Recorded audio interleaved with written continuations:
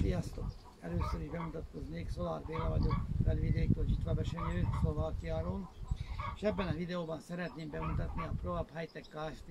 A legújabb sublimátorát. Az pedig a ProVap Rapid 18. Egy akkumulátoros sublimátorról van szó. Az okosan kialakított üsnek köszönhetően kapta a Rapid nevet, amiben elhelyezkedik két csövecske, benne a fűtőszál, ami lehetővé teszi a bejuttatott okszalsal, nagy felületen találkozással gyors elpárolgást. Úgyhogy rövid idő alatt megtörténik a sublimálás.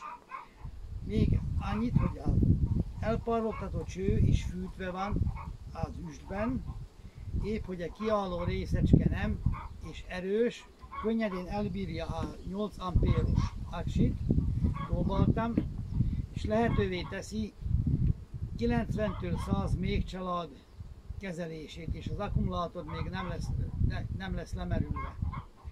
Akinek tetszett a videó, lájkoljátok, osszátok meg a Facebookon, Instagramon, kövessetek. Sziasztok!